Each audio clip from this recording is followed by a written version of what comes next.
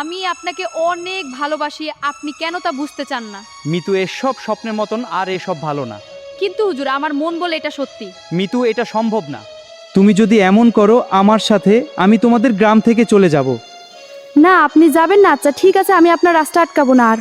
হুজুর, আমি যদি আপনাকে চেয়ে কোনো ভুল করে থাকি তাহলে আমাকে ক্ষমা করবেন।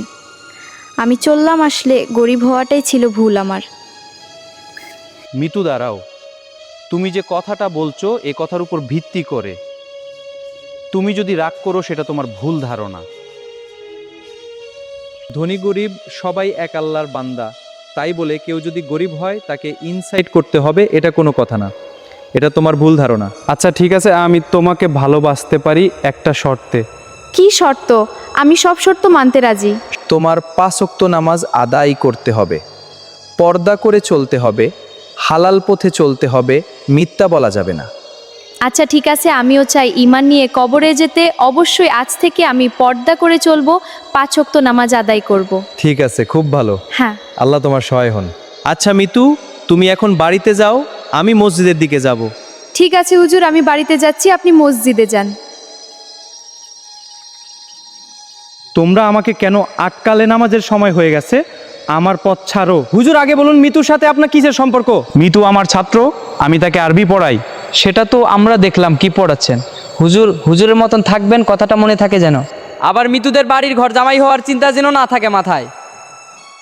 আমি আগেই জানতাম এমন কিছু একটা হবে আমার সাথে। জানি না কোন পরীক্ষায় পড়লাম। আল্লাহ তুমি রহম করো।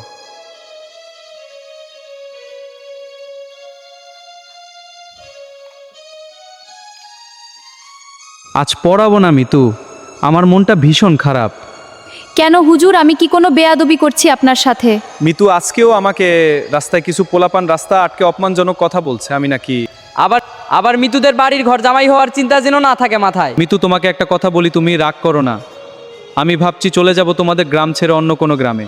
আপনি কোথাও যাবেন না, আমার মন খারাপ মিতু। দয়া করে থাকুন। কি রে মা, কিছু বলবি? হ্যাঁ বাবা, একটু বসো। বাবা, হুজুরকে কিছু পোলাপান রাস্তায় খারাপ খারাপ কথা বলে আমাকে পড়াতে আসতে মানা করে। তুমি একটু দেখো বিষটা। কি বলছিস তুই? কারা এমন করছে? কয়েকটা ছেলে, তারা হুজুরকে ভয় দেখায়। ঠিক আছে, আমি দেখছি, চিন্তা করিস না। কার এত বড় সাহস হুজুরকে রাস্তায় আটকাই? আমি আজই দেখতাছি। তুই কোনো চিন্তা করিস না মা, আমি দেখতাছি। কিন্তু বাবা, তাড়াতাড়ি করো। হ্যাঁ মা, আমি এখনই যাচ্ছি, চিন্তা করিস না। বাবা, তুমি প্রয়োজনে চেয়ারম্যানের কাছে যাও। এলাকার বকাটে পোলাপানের জন্য রাস্তায় বাহির হওয়া যায় না। তুই ঠিকই বলছিস। হ্যাঁ বাবা, দয়া করে যাও। আচ্ছা, যাব। বাবা, আমাদের হুজুরের ব্যবহারটা অনেক ভালো, অনেক মায়া তার মাঝে। বাবা, একদিন আমাদের বাড়িতে হুজুরকে খাওয়ানোর দরকার। হ্যাঁ ঠিক বলেছো।